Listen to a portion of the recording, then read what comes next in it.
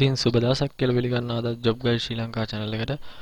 ඔයාලට අදත් අපි රජයේ රැකියාව පිළිබඳ විස්තර ගෙන එන්න තමයි බලාපොරොත්තු වෙන්නේ.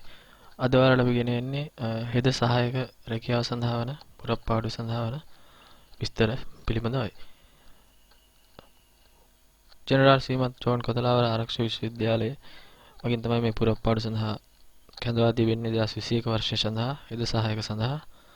අපි බලමු මේ පිළිබඳ විස්තර මොනවද කියලා. මෙතනදී තනතුර වෙන්නේ හෙද සහායක කියන තනතුර. මෙතෙන්දී ආයුධ පත්‍රය සකස් කිරීම පිළිබඳව මුලින්ම සාකච්ඡා කරන්න බලාපොරොත්තු වෙනවා. විශේෂයෙන්ම සඳහන් කරනවා අපි නියමිත ආකාරයෙන් සකස් කරන ලද ආයුධ පත්‍රයක් මේ වීඩියෝ එකේ පහළ ඩිස්ක්‍රිප්ෂන් එකේ දාලා තිනවා. ඒක ඔයාලට පහසුවෙන්ම ඩවුන්ලෝඩ් කරලා print out ලබා ගැනීම මගින් ඒ සහතිකල පිටපත් සමග ඔයාලා ආයුධ පත්‍රය නිවැරදිව යොමු කරන ආකාරය කෙසේද කියලාත් අපි ඔයාලට ගෙන එන්න බලාපොරොත්තු වෙනවා. ඉතින් මෙන්න මේ ආකාරයේ ආයුධ පත්‍රයක් තමයි අපි ඔයාලට පහළ ඩිස්ක්‍රිප්ෂන් එකේ දීලා තියෙන්නේ. මේ ආකාරයේ ආයුධ පත්‍රයකින් තමයි ඔයාලා ආයුධ පත්‍ර සම්පූර්ණ කරලා යොමු කරන්න ඕනේ. අපි දැන් බලමු මේ ආයුධ පත්‍රය නිවැරදිව පුරවන්නේ කොහොමද කියලා. මෙතෙන්දී කාර්යාලය ප්‍රයෝජන සඳහා කොටු දෙක යොදලා තියෙනවා. ඒකදී ඔයාලා මොනවද ලියන්න ඕනේ නැහැ. ඊළඟට ඔයාලා ආයුධ පත්‍රයේ ජාතික හඳුනාගත් අංකය උඩින්ම මෙතන සඳහන් කරන්න ඕනේ මෙන්න මේ කොටුවේ. ඊළඟට ඔයාලා ආයුධ කරන පෝස්ට් එක මෙතනදී සඳහන් කරන්න ඕනේ. ඊළඟට ඔයාලගේ සම්පූර්ණ නම ඉංග්‍රීසි කැපිටල් අකුරේ මේ කොටුවේ සඳහන් කරන්න ඕනේ. ඊළඟට මුල අකුරු සමග නම මේ කොටුවේ සඳහන් කරන්න ඕනේ. ඊළඟට ඔයාලගේ permanent address එක ස්ථිර ලිපිනේ මෙතනදී ඉංග්‍රීසියෙන් කැපිටල් අකුරේ මෙතන සඳහන් කරන්න ඕනේ. ඊළඟට ඔයාලගේ දුරකථන අංක සඳහන් කිරීම සඳහා මෙතන අවස්ථාව දීලා තියෙනවා. ඔයාලගේ නිවසේ දුරකථන අංකය සහ මොබයිල් දුරකථන අංකය වශයෙන් මේ කොටස් දෙකේ ඔයාලා වෙනම සඳහන් කරන්න ඕනේ. ඔයාලගේ ඊමේල් ලිපිනය මෙතන සඳහන් කරන්න තියෙනවා මෙන්න මේ කොටුවේ. ඊළඟට ඔයාලා ෆැක්ස් අංකයක් තියෙනවා මෙතන සඳහන් කරන්න පුළුවන්. ස්කයිප් නම්බරයක් තියෙනවා මෙතන සඳහන් කරන්න පුළුවන්. ඊළඟට ඔයාලා උපන්දිනය සඳහන් කරන්න ඕනේ වසර මාසය දිනය වශයෙන් මේ කොටු තුන තුළ. මේ කොටු තුළ වසරත් මෙහි මාසයත් මෙහි දිනයත් වශයෙන් සඳහන් කරන්න ඔයාලා කටයුතු කරන්න ඕනේ. ඊළඟ පිටුවට ගියොත් ඔයාලගේ වයස මෙතනදී සඳහන් කරන්න ඕනේ මාස දින සහ අවුරුදු මාස දින වශයෙන් ආයුධපත් බාර ගන්න අවසාන දින වෙන ඊට වයස ඔයාලා ගණනය කරලා මේ කොටු තුන තුළ යොදන්න ඕනේ. ඒකට ආයුධපත් බාර ගන්න අවසාන දින වෙන්නේ 2021 මාර්තු මාසේ 3 වෙනිදා.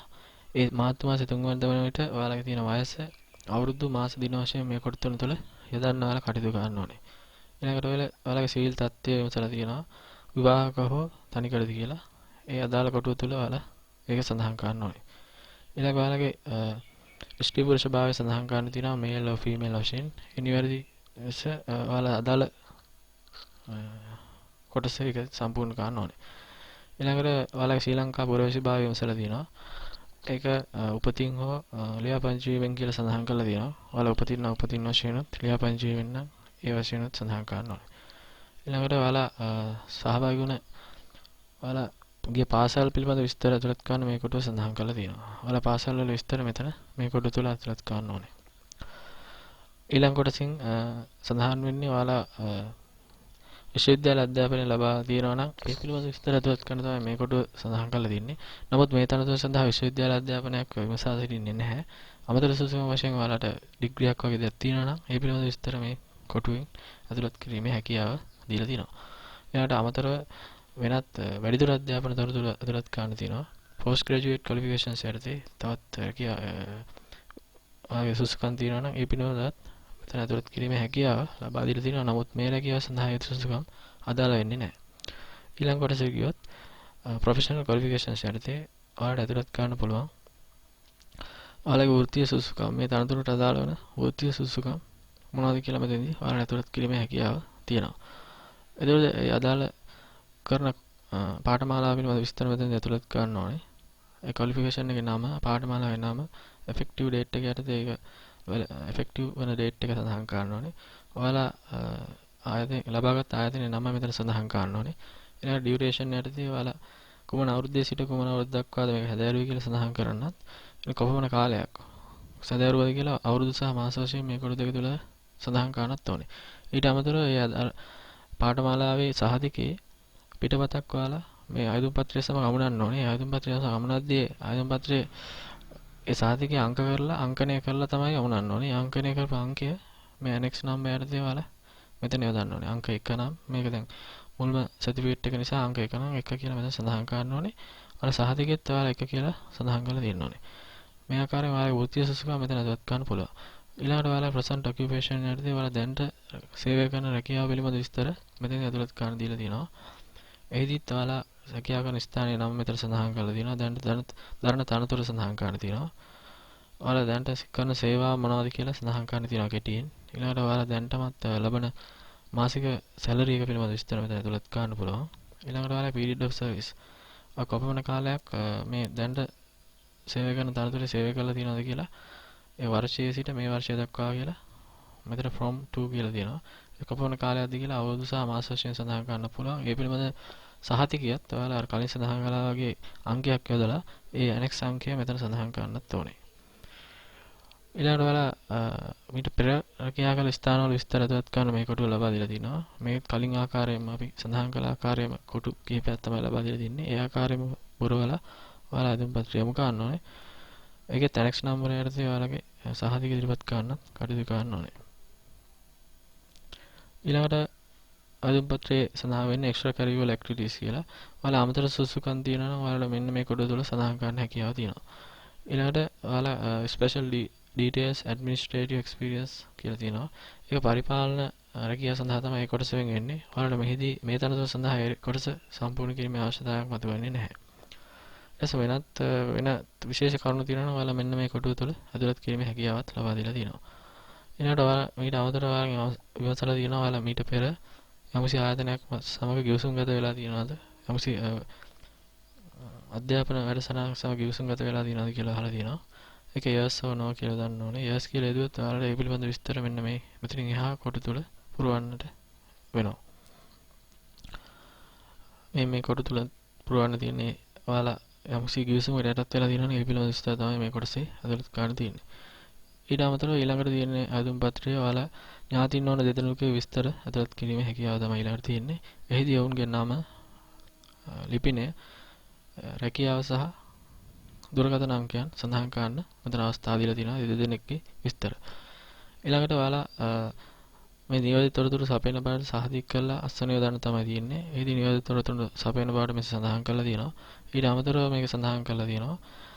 ඔයාලා මේ තනතුරු සඳහා ආයුධ යොමු කිරීමේදී මේ ආයුධ පත් සමග පහත ලේඛනවල පිටපත් අපි අර කලින් සඳහන් කළා annex 1 2 3 වශයෙන් පිටපත් අමුණා තියෙන බවට මෙන්න මේ කොටසේදී ඒ attach කියන කොටසේදී annex numbers එක සඳහන් කරන අවස්ථාව දීලා තියෙනවා. මෙතෙන්දී ඔයාලට උපාධි සුසුකම් අදාළ වෙන්නේ නැති නිසා මෙන්න මෙතනින් මෙන්න මේ professional qualification එකකින් යට කොටස තමයි සම්පූර්ණ කරන්න තියෙන්නේ. එහිදී ඔයාලා ඒ අදාළ සහතික පත්‍ර අමුණලා තියෙනවා. ඒ සහතික පත්‍ර වල annex හරියක් යොදන්න ඕනේ මෙතන. annex number එක මෙතන සඳහන් කරන්න ඕනේ. service certificate තුත් ඒ ආකාරයෙන්ම annex number එක සහ attach කරලා තියෙනවද කියලා සඳහන් කරන්න ඕනේ. ඊළඟට ඔයාලා මෙතන ආගේ අස්වැන්න යොදලා දිනේ යොදන්න කටයුතු කරන්න ඕනේ.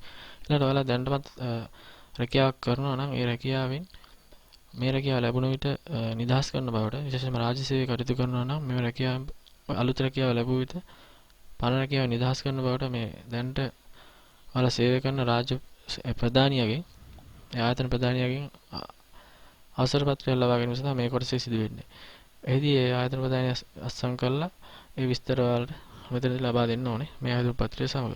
ඒ ආකාරයෙන් පුරවලා ඔයාලට පහසුවෙන්ම ආයතන පත්‍රය යොමු කරන්න පුළුවන්. ඊළඟට අපි බලමු මේ තනතුරු තාම වයස් සුසුකම් මොනවද කියලා. වයස් සීමාව වෙන්නේ අවුරුදු 22කට නොඅඩු 45ට නොවැඩි වෙන්න ඕනේ. 45ට නොවැඩි 22කට නොඅඩු පුද්ගලයන් සඳහා මේ සඳහා හෙද සහාය වශයෙන් ආයතන පත්‍රය යොමු කිරීමේ හැකියාව ඔයාලට ලබා දීලා තියෙනවා. ඊළඟට වැටුප් පරිමාණය ගැන සඳහන් කරනවා නම් මෙහිදී වැටුප ලබා දීමට නියමිත තියෙන්නේ පැයකට වැටුප වශයෙන් පැයකට රුපියල් 250ක මුදලක් ඔයාලට ලැබෙන්න නියමිතව තියෙනවා මේ රැකියාව යටතේ. ඊළඟට අවශ්‍ය සුසුකම් ගැන අපි විශේෂයෙන් සලකා බලමු. මෙහිදී ඒගොල්ලෝ සුසුකම් වල ඉල්ලා තින්නේ නයිට් ආයතනයෙන් පවත්වනු ලබන හෙද සහායක පාඨමාලාව හදා තිබෙම ඒකති ජාතික වෘත්තීය සුසුකම් එහෙම නැත්නම් NVQ 3 හෝ 4 මට්ටමේ හෙද සහායක පාඨමාලාව පදාලා තියෙනවා නම් ඔයාලට පහසුවෙන්ම ආයුධ පත්‍රය යොමු කිරීමේ හැකියාව තියෙනවා. ඊට අමතරව අවස්ථාව ලබා දීලා තියෙනවා. තුතික හා වෘත්තීය පුහුණු කොමිසම් සභාවේ ලියාපදිංචි ආයතන මවින් පවත්වන හෙද සහායක පාඨමාලාව සම්පූර්ණ කරලා තියෙනවා නම් ඔයාලට ඒත් පුළුවන් ආයුධ පත්‍රය යොමු කරන්න.